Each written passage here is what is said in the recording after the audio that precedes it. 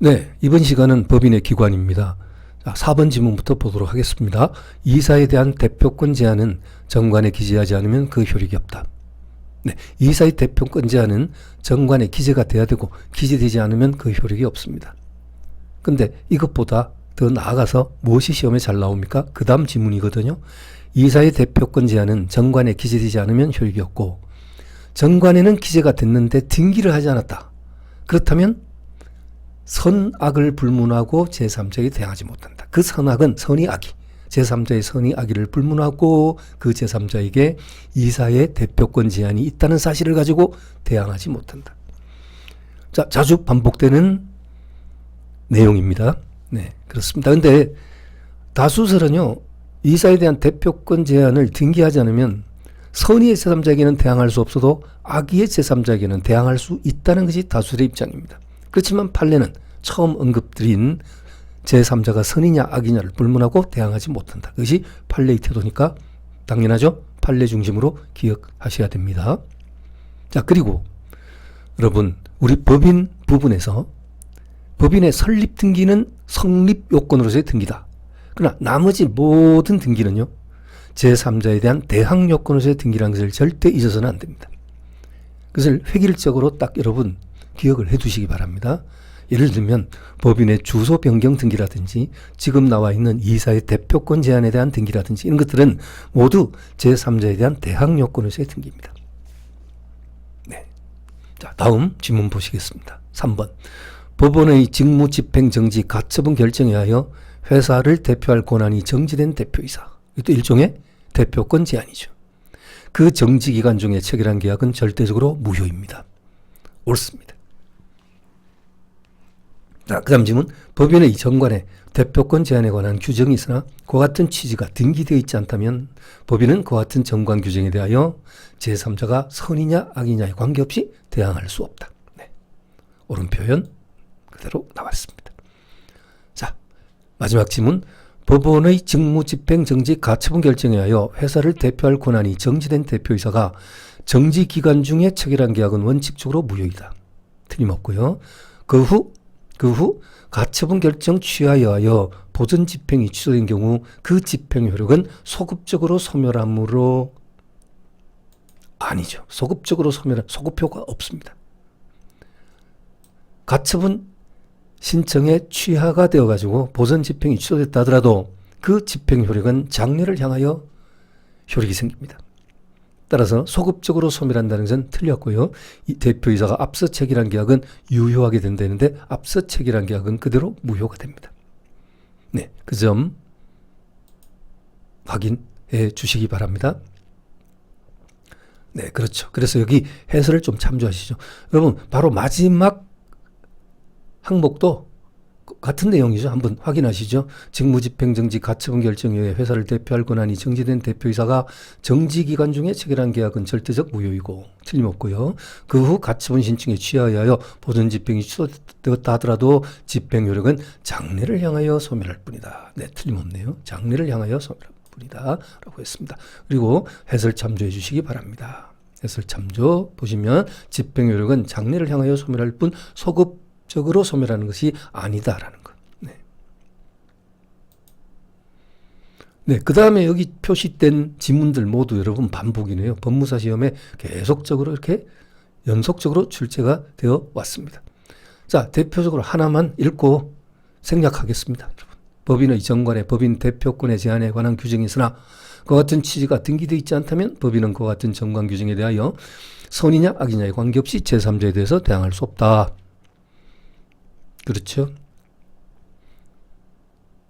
그러면 4번만 보시죠. 나머지 다 중복이니까. 자, 민법 60조에서 이사의 대표권에 대한 제한은 등기하지 아니하면 제3자에게 대항하지 못한다고 규정하고 있는 바, 여기서 제3자란 선의의 제3자만을 말한다. 틀렸죠. 선악을 불문한다라고 했습니다. 하나 더 보시죠. 여기 2번. 법인의 정관에 법인 대표권 제한에 관한 규정이 있으나 그와 같은 취지가 등기되어 있지 않은 경우에도 악의의 제3자를 보호할 이유가 없으므로 벌써 틀리게 갑니다. 악의의 제3자에게는 대항할 수 있고 선의의 제3자에게만 대항할 수 없다. 이것은 학설 중 다수설의 입장이었죠. 판례의 태도가 아니었습니다. 네. 자, 그래서 틀렸습니다. 자, 사원총회 나오고요. 자, 사원총회. 자, 5번 지문 보시겠습니다. 사단법인의 사원의 지위는 양도 상속할 수 없다고 규정한 민법 56조. 임의 규정이죠. 강행 규정 아니죠. 따라서 정관에서 이를 인정하고 있을 때는 양도 상속이 허용된다. 옳은 표현.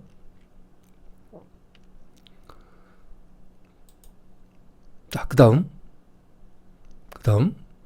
민법상 재단법인의 기본재산에 관한 저당권 설정 행위.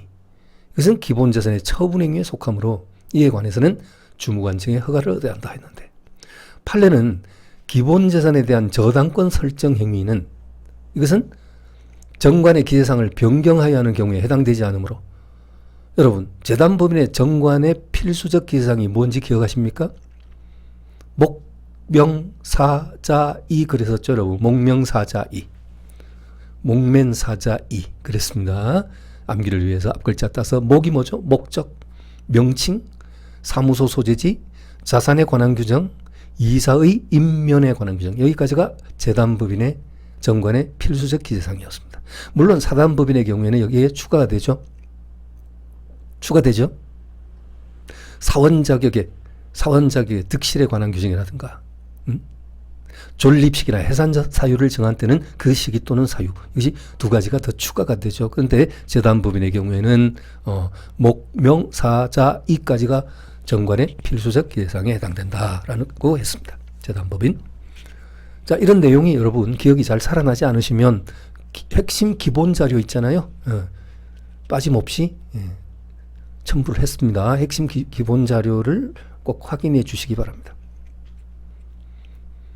그러면 방금 재단법인의 기본재산에 관한 저당권 설정 행위가 과연 정관 기재사항의 변경을 초래하느냐는 겁니다. 그럼 정관 기재사항의 변경을 초래한다면 어떤 항목입니까? 어떤 요소죠?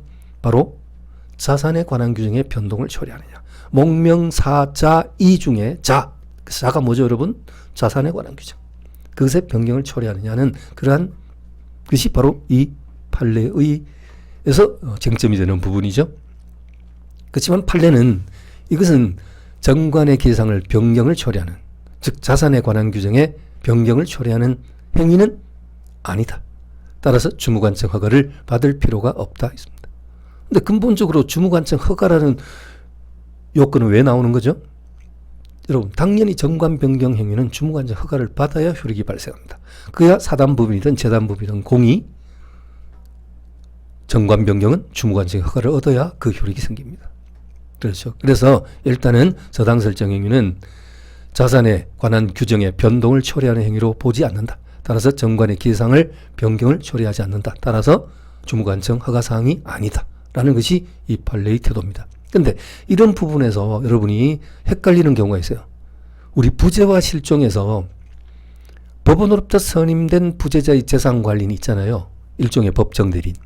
그 재산관리는 부재자 재산에 대해서 보존, 이용, 계량, 처분행위, 보존행위나 이용행위나 계량행위나 이른바 관리행위는, 보존행위나 관리행위는 단독으로 할 수 있죠. 그런데 처분행위를 하고자 할 때는 이것은 법원의 허가를 받아야 된다 했습니다. 법원의 허가를 받아서 재산관리된 법정대리는 부재자의 재산에 대한 처분행위를 하고자 할 때는 이때는 사전 허가를 받아야 돼요. 법원의 허가를 받아야 되는데 그 처분행위 속에 그 부재자 재산의 매각행위라든가 이런 것들은 당연히 처분행위에 들어가잖아요. 그죠? 재산의 감소를 초래하고 처분행위에 들어가는데 과연 부재자 재산에 대한 저당 설정, 토지나 건물 등에 대해서 저당권을 설정하는 행위는 처분행위의 범주에 들어가느냐 들어가지 않느냐. 어떠세요, 여러분? 당연히 처분행위에 해당됩니다. 따라서 사전 법원 허가를 얻어야지만이 그 같은 처분행위를 할 수 있다는 거죠.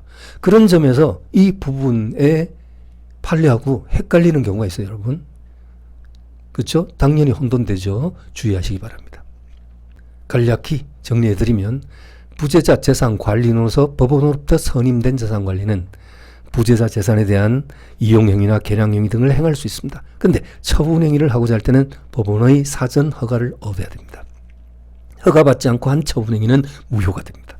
그런데 그 처분행위에는 그 부재자 재산의 저당권 설정 행위, 이런 행위도 처분 행위의 범주에 들어간다라는 것을 언급드렸고요. 이 부분은 재단법인의 기본 재산에 관한 저당 설정 행위는 과연 정관의 기재사항을 변경을 초래하는, 다시 말해서 주무관청 허가를 요하는 그런 행위에 해당되느냐라고 했을 때는 판례는 그러하지 아니하다.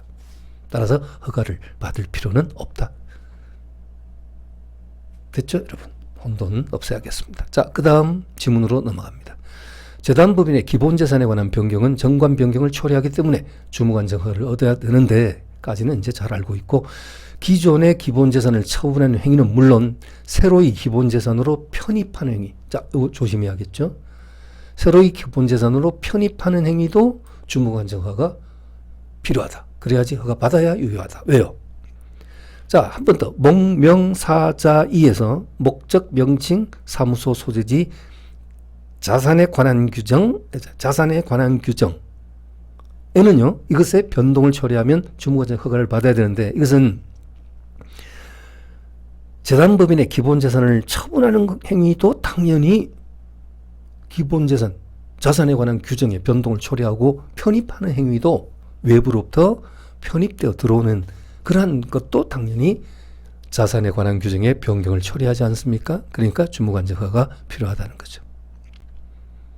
그렇죠, 여러분? 뭐 우리 회계 원리상, 뭐 학이라고 표현할 것까지는 없고, 회계 원리상 어떤 기본 재산으로 처분이든 편입이든 차변, 대변의 어떤 장부상의 변동을 분명히 초래한다는 것은 너무나 당연하지 않겠습니까? 있잖아요. 뭐 자본 증가, 자본 감소, 자산 증가, 감소, 뭐 부채 증가, 감소, 이런 우리 뭐 거래 8요소라 그럽니까? 저 잘 모르지만 과거의 어떤 그 상업부기에서 나온 그 생각을 잠시 연상하면 그런 그 요소의 변동을 초래하니까 당연히 뭐냐, 주무관청의 허가를 받아야 된다. 자, 이런 의미로 표현 드리겠습니다. 자, 그 다음 됐고요. 다음 페이지로 한번 가보시겠습니다. 네, 여기 해설 참조하시고요. 자, 기존의 기본 재산을 처분하는 행위는 물론 새로이 기본 재산으로 편입하는 행위도 주무관청의 허가가 있어야 유효하다. 자, 추가해서 우리 핵심 교재에 나와 있는 법인의 기관에 대해서 좀 더 추가해서 여러분 보시겠습니다. 법인의 기관하고 나왔죠? 자, 다음 페이지로 한번 넘겨봅니다. 이사, 감사, 사원총회. 자, 이사는 사단, 재단 부분에 공통된 기관으로서 상설적 필수기관이고 반드시 있어야 되고, 그 다음에 감사는 임의기관이죠. 주식회사와 같은 상법상의 영리법인의 경우에는 감사도 필수기관이지만 우리 민법상의 법인에서는 임의기관이다 라는 점 참고하시고요. 다시 이사로 올라가서 이사는 대외적으로는 법인을 대표하고 대내적으로는 법인의 업무를 집행합니다. 그리고 성관주의 업무를 가집니다. 선량한 관리자의 주의 업무, 우리 이것을 줄여서 성관주의 업무, 앞으로도 가끔 언급될 것입니다. 자, 이사의 성명주소는 등기사항이다. 반면 감사의 성명주소는 등기사항 아니다는 것. 그리고 4번 항목 시험에 가끔 나옵니다. 이사가 여러 사람 있을 때, 수인 있을 때 각자 법인을 대표한다. 공동대표가 원칙이다. 틀리고요. 각자 법인을 대표하고 그 대표 행위를 한 결과 그 효과는 법인에게 귀속된다. 이렇게 보시면 되고요. 대표의 방식은 대리 규정을 준용한다. 됐고요. 그 다음에 정관에 다른 규정이 없으면 법인의 사무집행은 이사가 여러 사람 있을 때는 과반수로서 결정한다. 주의하시기 바랍니다. 사무집행은 과반수로서 결정하고, 대외적으로 법인을 대표할 때는 대표 행위의 형식은 각자 대표가 원칙이고, 방금 4번에서 했죠? 자, 이런 부분 확인하시고요. 네, 역시 감사도 뭐 성관주의 의무를 부담한다. 됐고요. 사원총회는 사단법인의 최고 의사 결정기관이라는 거, 재단법인은 없다라는 건 너무나 당연하고요. 그 다음 여러분, 임시사와 특별대리, 이건 앞에서 몇 번 표현했기 때문에 이사가 없거나 결원 소리 나오면, 자, 누구요? 대표기관 중에 누구라고 나와야 돼요? 임시이사. 자, 이해관계인 또는 검사 청구에서 어디서 선임하죠? 법원. 주무관청이 선임한다. 틀립니다. 법원에서 선임한다. 그다음 특별대리는 법인과 이사 이익이 상반이라는 용어, 서로 충돌되는 사안이 발생했을 때는 역시 이해관계인 또는 검사 청구에서 법원에서 선임한다. 둘 다 법원, 주무관청으로 나오면 틀린다. 자, 틀린다. 자, 다음 페이지. 앞서 제가 언급드렸던 법인에 관한 등기상 변경이 있을 때 변경 등기는 효력 발생 요건이 아니고 또한 성립 요건이 아니고 제3자에 대한 대항 요건이다 그랬었죠. 성립 요건은 법인 설립 등기만 성립 요건이다 라고 했습니다. 그리고 앞서 지문에서 봤습니다. 사단법인의 사원의 지위는 양도 상속할 수 없다고 규정한 민법 56조는 임의 규정이다. 따라서 정관으로 달리 정할 수 있다. 됐습니다. 자, 그 다음에 법인의 소멸 부분입니다. 자, 이 부분이죠. 이 부분. 법인의 청산 절차에 관한 민법 규정이 있으면 이 규정은 제3자 이해관계에 중대한 영향을 미치므로 강행 규정이라는 것. 법인이 해산, 청산 절차를 거치는 과정에서는 대외적으로 가지고 있는 채권을 추심해드리고 또 지고 있는 빚, 부채를 변제를 하고 이러한 과정이 동반됩니다. 따라서 제3자와의 이해관계에 중대한 영향을 미칠 수가 있다. 채권 추심, 채무 변제 이런 과정에서 다툴 수가 있다는 거죠. 따라서 청산 절차에 관한 민법 규정은 강행 규정이다 라는 점 확인해 주시고요. 그리고 여기 청산인의 청산사무인데 청산인은 해산법인의 청산사무를 담당하는 대표기관이다 라는 거 아시죠? 그래서 청산사무는 뭐 이런 것들이 있다. 현존사무를 종결하고 채권을 추심해드리고 채무를 변제하고 여기서 좀 조심해야 될 것은 청산기간 내에는 변제기에 이르지 않은 채권도 변제할 수 있다. 왜? 이 법인은 이제 곧 소멸될 법인이기 때문에 설사 법인이 갚아야 될 채무가 있는데 그것이 아직 변제기에 이르지 않았다 해서 변제하지 않고 그대로 그 법인이 없어져 버리면 이때는 제3자에게 불측의 피해가 발생된다는 겁니다. 법인에 대해서 채권자 지위에 있는 자가 손해를 볼 수 있다는 것이죠. 이 때문에 청산기간 내에는 설사 변제기에 이르지 않은 채권도 변제할 수 있고 청산인이 알고 있는 채권자는 채권 신고가 없더라도 이 해산법인은 이제 그 절차가 채권 신고를 받는 공고를 띄우잖아요. 그죠? 당 법인에 대해서 채권을 가지고 있는 자는 아래 기간 내에 신고를 바란다. 라는 이런 공고를 띄우죠. 그래서 만약에 그 공고기간, 채권 신고기간 내에 신고가 없는 경우 어떻게 하냐. 청산인이 아무리 채권자가 신고기간 내에 신고가 없다 하더라도 청산인이 알고 있다면 이것은 변제를 해야 된다는 것입니다. 그렇죠? 변제를 해야 되고 그리고 그 공고기간 중에는 변제하면 안 돼요. 그 공고기간 지나서 채권 신고기간 지나서 이제 여기 그 다음 절차가 이 청산기간이죠. 기간이 도래하면 그때는 변제를 해야 되잖아요. 이때는 이제 변제기 이르지 않은 채권도 변제할 수 있고 신고가 없더라도 알고 있는 채권자는 변제해줘야 한다. 이런 내용이 되겠습니다. 자, 그렇게 해서 해산 청산 절차를 거쳐서 재산이 남았다. 그랬을 때 이 자녀 재산은 어떻게 처리하느냐에 대해서 우리 민법 80조는요. 자녀 재산의 귀속 순서를 규정하고 있습니다. 자, 만약에 그 사단재단이 해산 청산 과정을 거쳐서 자녀 재산이 남았을 때 1순위는요. 귀속 순서 1순위는 정관에서 정한 자가 있을 때는 그 자에게 귀속시킵니다. 애초에 정관에서 이러이러한 절차를 거쳐서 재산이 남았을 때는 이런 자에게 귀속시킨다라고 정해져 있으면 그 자에게 귀속시키고요. 그 다음에 그런 자가 없을 때, 자, 그 자에게 했는데 이 자가 없을 때 이때는 유사목적 법인에 귀속시킨다는 거. 유사목적 법인. 그런데 이 유사목적 법인은 예를 들면 결핵재단으로서 그 존재 목적을 잃고 소멸했을 때 해산 청산 과정을 거쳐서 소멸했는데 자녀 재산이 남았다는 거죠. 그러면 이것은 유사목적법이라면 어떤 부분이겠습니까? 뭐 암퇴치재단, 에이즈 퇴치재단 뭐 이런 재단이 있다면 그러한 재단들은 모두 결핵재단과 유사목적법인에 해당된다고 볼 수 있겠죠. 그런 법인에 귀속시킨다. 그리고 특별히 사단법인의 경우에는 총회 결의 절차가 필요하다.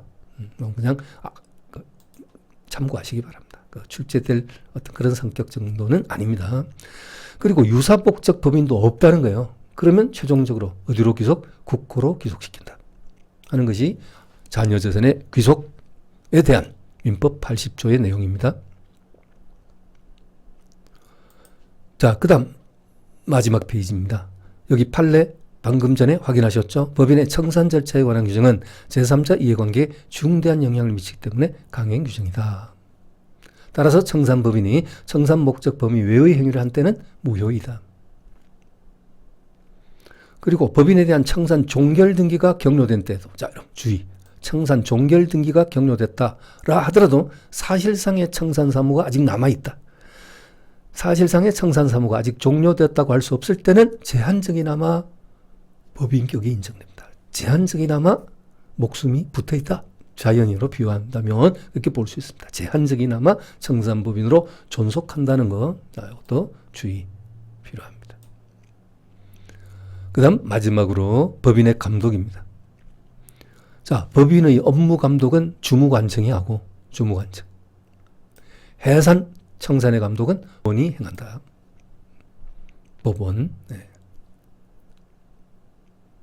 자, 여기서 주무관청과 법원의 법인에 대한 권한사항. 자, 여러분 암기하셔야 되죠. 어떤 것? 비영리 법인의 설립허가. 우리 민법상 사단재단법인의 설립허가는 주무관청이 행한다. 그 다음에 법인의 사무에 대한 검사감독 주무관청이 한다. 뭐 당연하죠. 그 다음에 법인의 특히 여러분 여기서 좀 주의해야 될 부분은 3번에 보시면 설립허가 취소 처분. 그렇죠? 설립허가를 누가 하니까? 주무관청이 하니까. 설립허가 취소 사유 여러분 혹시 기억나시나요? 만약에 우리 민법상 법인은 비영리법인인데 영리를 추구하는 행위를 하다가 적발이 됐다. 또는 공익을 저해하는 행위를 하다가 적발이 됐다. 등등. 이런 경우는 설립허가 취소당할 수 있거든요. 그래서 설립허가 취소 처분도 주무관청이 한다. 그 다음에 정관 변경은 주무관청 허가를 받아야 한다. 네. 계속 반복되고 있습니다. 자, 여기까지입니다. 2번도 동그라미 치죠. 그래서 1, 2, 3, 4 여기까지. 주무관청의 권한사항. 그 다음에 법원의 권한사항은요. 권한사항은 임시이사 선임. 아까 보셨죠? 이사가 없거나 결혼이 됐을 때. 또 특별대리. 법인과 이사익이 상반되는 상황이 생겼을 때. 이때 이해관계인 검사 청구해서 법원이 선임한다 했습니다. 그 다음에 여기서 좀 더 추가한다면 청산인의 선임 해임. 해산청산의 검사감독. 해산청산의 검사감독은 법원이 행한다. 왜요? 그렇죠. 아까 그랬습니다. 채권 추심, 채무 변제 이런 과정에서 제3자와 이해관계에 영향을 미칠 수 있기 때문에 다툼이 생길 수 있기 때문에 이때는 사법기관으로서의 법원이 감독할 수밖에 없습니다. 자, 이렇게 해서 양쪽 감독에 대한 내용을 봤습니다. 자, 이렇게 해서 법인에 대한 내용을 이 정도로 정리를 하고 다음 시간은 권리객체, 물건에 대해서 보시겠습니다.